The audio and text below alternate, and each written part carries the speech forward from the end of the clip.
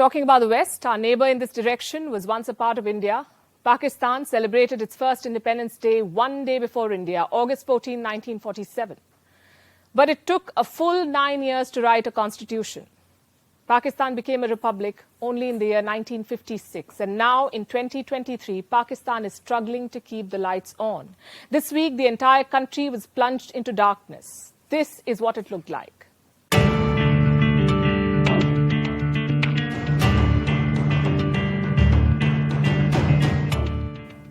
This was Pakistan's biggest outage ever. Its national grid failed. 220 million people were without electricity, many of them also without food. There is an acute shortage of food, plus they're running out of cash. Reports say Pakistan has money to cover just 3 weeks of imports, and the security situation is worsening by the day, so much so that Pakistan could now break up. This is not an exaggeration. We have facts to back this up. Since its birth, Pakistan has been broken once. That was in 1971 when Bangladesh declared independence. And now, 50 years later, Pakistan seems to be on the verge of yet another breakup. In December, the Pakistani Parliament was in session and a lawmaker's statement summed up the crisis. वहां पर दहशतगर्दों ने कब्जा कर लिया है. जिन लोगों ने भी उस काबुल के टेक ओवर को सेलिब्रेट किया है, आज हमारे वो मुजरिम है. जिन लोगों ने भी फैसिलिटेट किया, जिन फौजी जर्नलों ने इस चीज को फैसिलिटेट किया, उन सबको भी हमें कटहरे में खड़ा करना होगा. Khyber Pakhtunkhwa was captured by terrorists. This is a province of Pakistan, the northwestern province, also the country's smallest. Last month, Pakistan's interior minister also spoke about this. Rana Sanaullah said, thousands of terrorists are in Khyber Pakhtunkhwa. 7 to 10,000, he said. They belong to the Tehreek-e-Taliban Pakistan, the TTP, a group birthed by the ISI, Pakistan's infamous spy agency. The TTP was a fallout of the ISI's activities in Afghanistan. The Pakistani military backed the Taliban. They helped the Taliban come back to power, and now those chickens are coming home to roost. The same Taliban terrorists are haunting Pakistan's military. They have become Pakistan's biggest security challenge, so much so that there's talk of Pakistan breaking up further. Let me show you a video. It's a propaganda video released by the TTP, the Pakistani Taliban, if you will.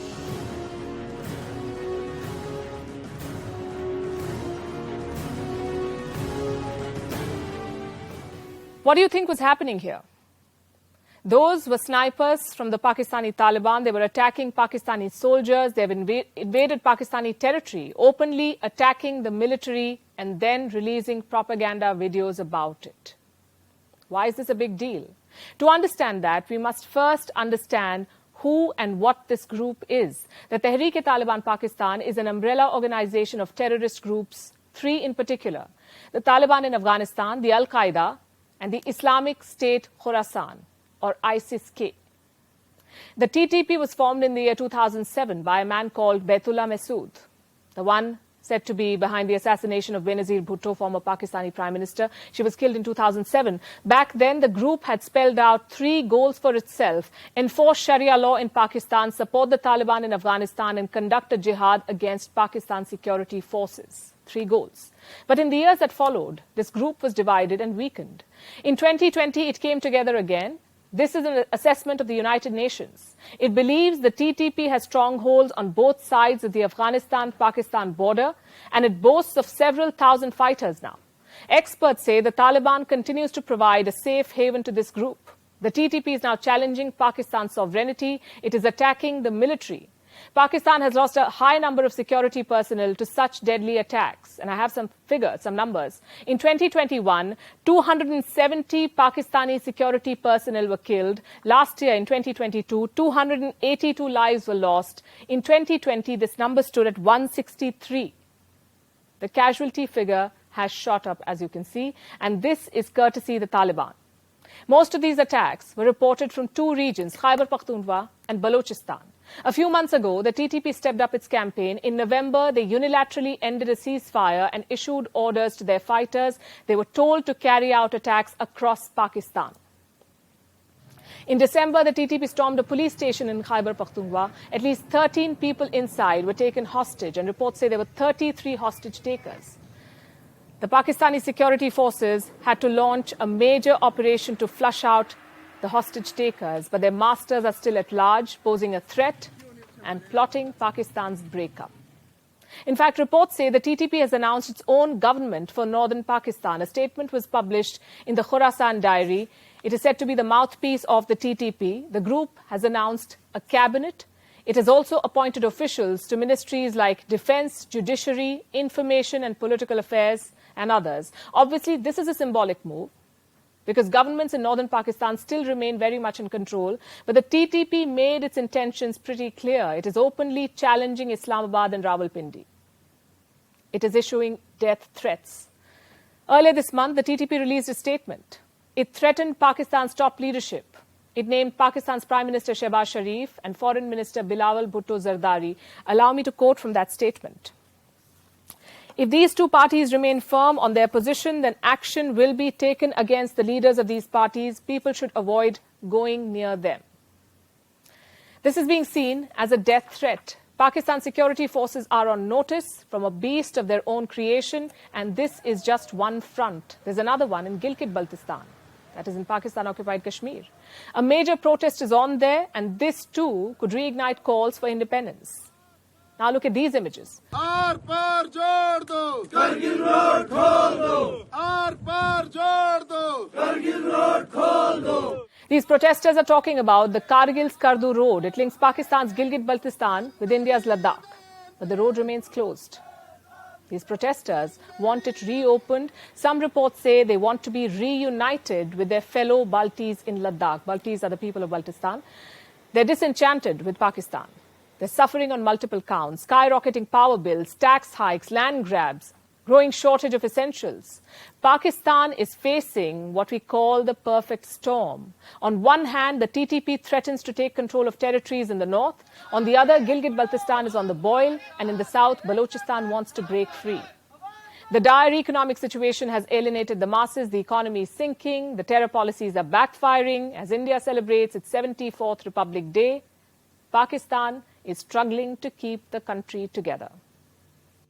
And now let me show you some recent headlines from Britain. Coal power stations fired up. Customers paid to cut energy use. UK faces worst and longest recession in G7. Prince Harry details physical attack by brother William in new book. Do you see what they're dealing with? A power crisis, a recession, and endless drama in the royal family. And yet, when their national broadcaster, the BBC, chooses to make a documentary, this is the subject they pick. India, the Modi Question, that is the title. It talks about India's Prime Minister Narendra Modi. This documentary has triggered sharp reactions. I'm sure you've heard about it. Many of you asked us to take this up on Vantage, and here we are. Let's begin with an introduction of the BBC, the British Broadcasting Corporation. It was launched in the year 1922 as a mouthpiece of Imperial Britain. It's a public service broadcaster. It runs on taxpayer money, and it operates under a royal charter. The last few years have been tough for the BBC. There's a cash crunch, job cuts, and a growing list of controversies. They lied to get an interview, that famous interview with Princess Diana, the one where she talked about her failed marriage to now King Charles. The BBC had to apologize for that interview, for deceiving Diana to get a scoop. And as we speak, the BBC chairman is being investigated. What for? Conflict of interest. Richard Sharp is the BBC chairman. He's said to have helped former Prime Minister Boris Johnson secure a loan worth $900,000. Sharp says there was no quid pro quo. And I won't get into the case.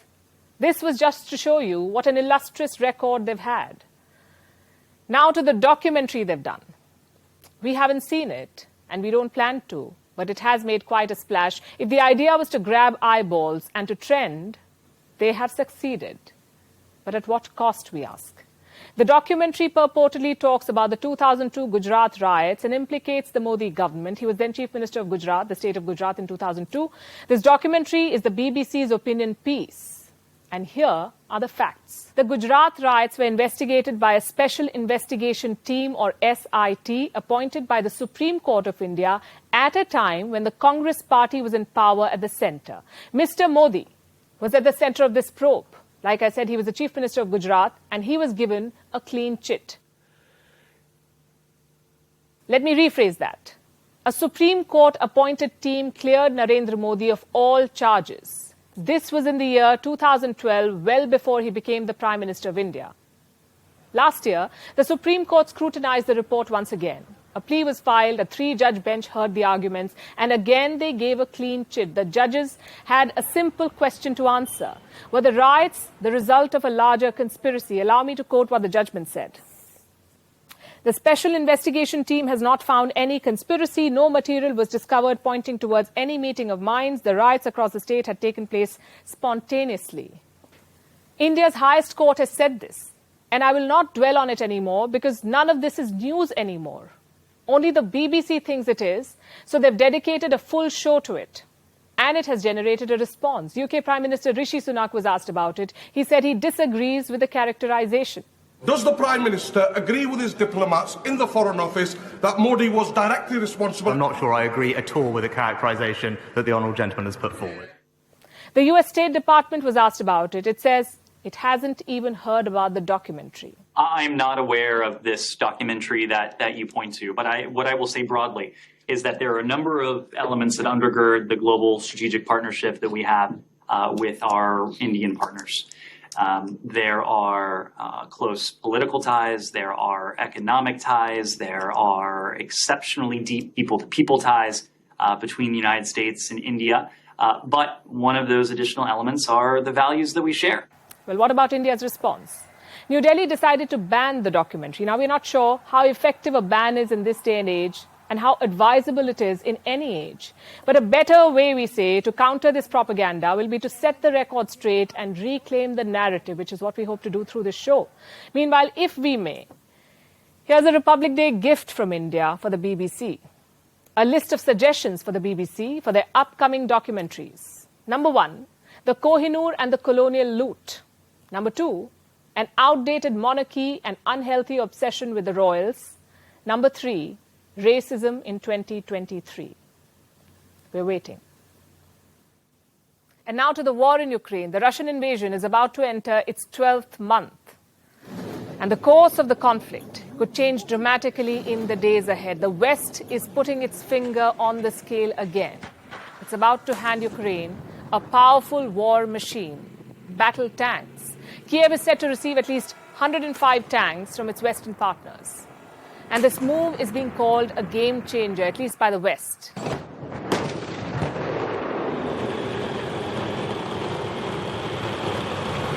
Putin expected Europe and the United States to weaken our resolve. He expected our support for Ukraine to crumble with time. He was wrong. He was wrong. And he was wrong from the beginning, and he continues to be wrong. We are united. America's united, and so is the world. First, let me tell you about the tanks. These are top-of-the-line NATO standard battle tanks. Ukraine has always wanted them, but its Western allies have resisted so far. They cited training and logistical hurdles. And of course, there were political ones. Some of the concerns were legit. The Ukrainian forces have never used these tanks, these battle tanks, before. Plus, some Western partners did not want to become party to the war more than they already had. And leading this pack was Germany. The same Germany that was ridiculed last year for offering just helmets and moral support to Ukraine. Germany was not sure of giving tanks, but now it's on board. Wir werden der Ukraine auch Kampfpanzer. We will also supply Leopard 2 battle tanks to Ukraine. That's the result of renewed intense consultations with our allies and international partners. I would like to underline that it was right, and that it is right that we didn't let ourselves be driven, and that we instead counted, and we will continue to count on close cooperation for such an issue. Sondern dass wir auf diese enge Kooperation in einer solchen Angelegenheit setzen und sie auch fortsetzen. We did not let ourselves be driven. That's German Chancellor Olaf Scholz and his attempt at face-saving. For weeks, Germany has been under pressure, especially from the United States. Last week, the US Secretary of Defense made an appeal. Lloyd Austin was in Germany. He met his counterparts from NATO, and this is what he told them. Ladies and gentlemen, this is a crucial moment. Russia is regrouping, recruiting, and trying to re-equip. This is not a moment to slow down. It's a time to dig deeper. The Ukrainian people are watching us. The Kremlin is watching us. And history is watching us. So we won't let up. Germany was put in a spot. It had to play ball. So Ukraine is getting new tanks. But how will this change the war? To answer this, let me tell you a little more about the tanks. Ukraine is said to be getting 3 types of tanks: the American M1 Abrams, the German Leopard 2, and the British Challenger 2. All of them are way more powerful than Russian tanks. These are the Soviet-era T-72 tanks. They form the bulk of the Russian tank forces. They're used by the Ukrainians too. So both sides were fighting with the T-72s. You could say it was a level playing field of sorts. But now, with Kiev getting new toys, it will have the upper hand, or so it hopes. The Western tanks have greater mobility, more lethal firepower, and stronger armor. Western leaders are calling this transfer a game changer. Slight problem though. As of today, it's all on paper. Ukraine is not getting these tanks anytime soon. The American deliveries, for instance, could take months.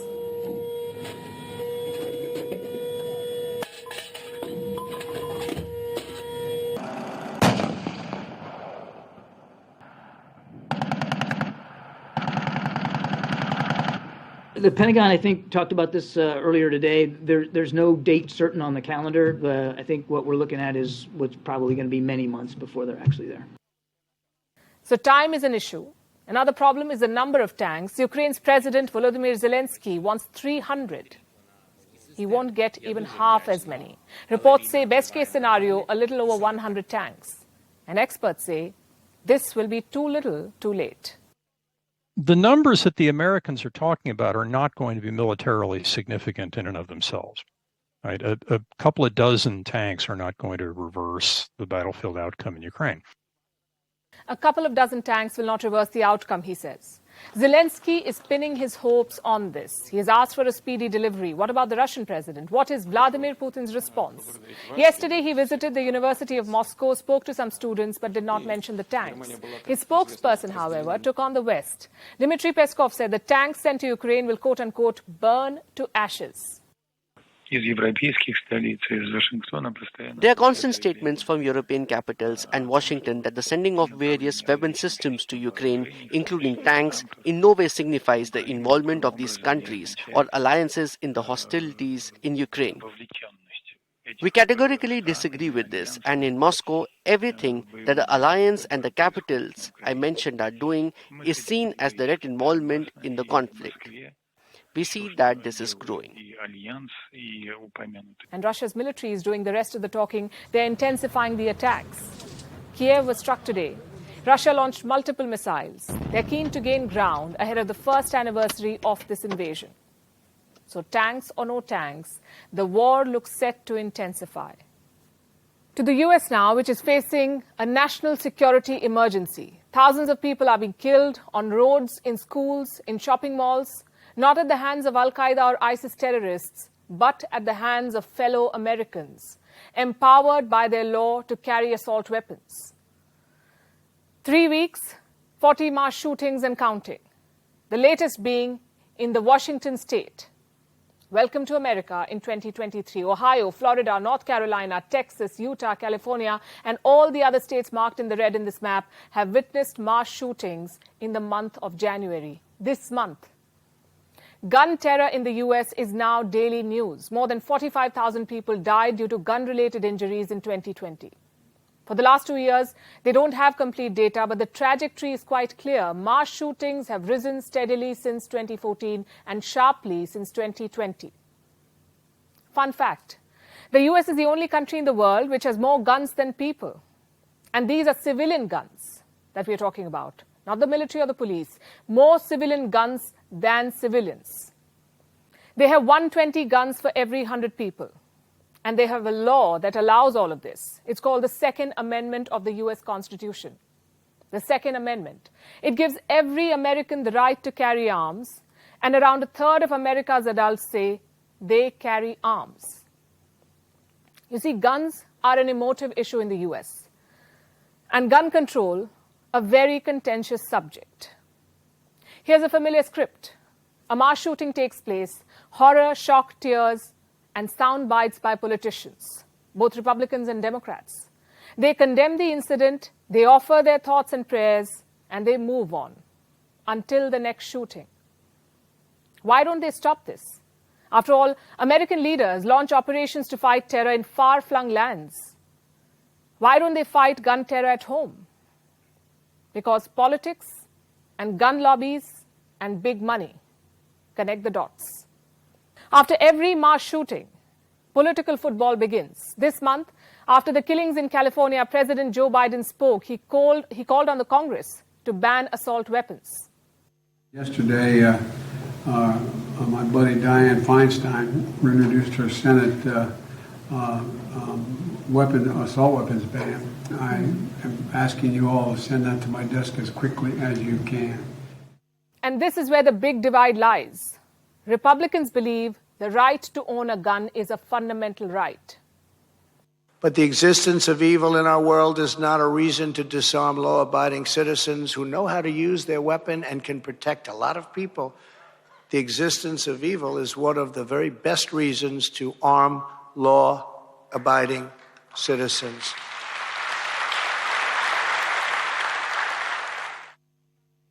So Republicans resist and Democrats pass the buck. The fact is, the president can use emergency powers to push for reform. For instance, he can declare gun violence a public health emergency. And this is an emergency. Such a declaration of a public health emergency would then give him additional statutory powers. So to say that his hands are tied does not cut it anymore. In June last year, a new law was signed. It had bipartisan support, meaning leaders from both sides, both parties, backed this law. It was hailed as the most significant gun legislation in 3 decades in America. It was, in fact, a compromise law. And it hasn't fixed very much. More than 400 shootings have taken place since the law was passed. More than 450 deaths have been reported since this law was passed. Again, why hasn't the US been able to fix this? When they want to bomb another country, they don't even wait for a United Nations resolution. When they want to fight dictators or bring democracy or liberate people from the shackles of tyrants, they go to any lengths and use all their might. Why can't they liberate their own people from gun terror? Because American lawmakers are losing to the NRA, the National Rifle Association. It is the largest gun owners' group in the US, and not surprisingly, it lobbies against gun control laws. It doesn't want gun control. Another fun fact. When this same association invited former President Donald Trump to speak at their annual leadership forum last year, guess what they banned? Guns. That conference was held in Houston, and it was held just days after a mass shooting at an elementary school in Texas. You know how many children died there? 19, plus 2 teachers. 19 children shot dead in a school. It is supposed to be the safest place for a child after home. In the US, evidently not. In American schools, shootings and guns have become par for the course. And the National Rifle Association shoots down any attempts to fix this. Just how powerful is this group? It was founded in 1871 by 2 Civil War veterans. In a few decades, it began influencing government policies. It started funding lawmakers. The NRA spends around $3 million every year just to influence gun policy. In 2020, it spent around $250 million on lobbying and related activities. So you get the picture. Money talks as guns kill. The NRA's justification defies logic. It says guns make America safe. The fact is, the US is the only country in the world where you're more likely to be killed by a teenager than a terrorist.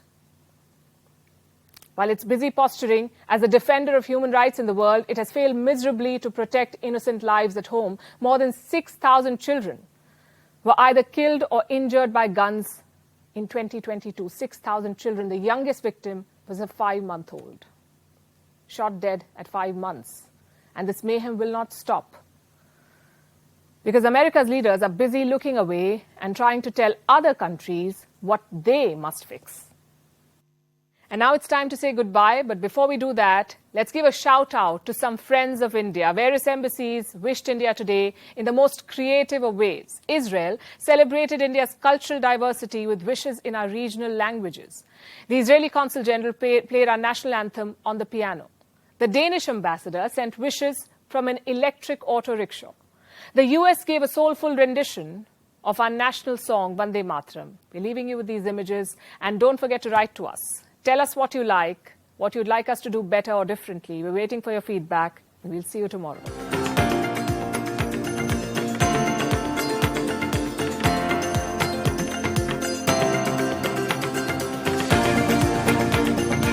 Israel के तरफ ससाबी बहरत वसियो को गणतंत्र दिवस की हार्दिक शुभकामनाएं। सारे भारतीयों गणतंत्र दिवस दिया शुभकामनाएं। आप सगलना गणतंत्र दिवस की आखिरी शुभकामनाएं। हिंदुस्तान को यौम ए जमहूरिया की बहुत बहुत मुबारकबाद।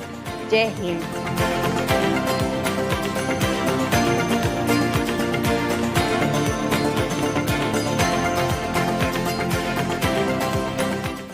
Apona kokoleke gonetento da bikor, hobise gaipun korilo.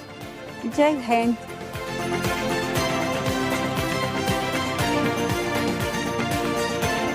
Now I'm jumping to my favorite car. This is an e-rickshaw, and it shows that India is not only blue, it's green, and we are moving into the future. So my dear friend, please move. It's all about being green. Dhanyavad. Vande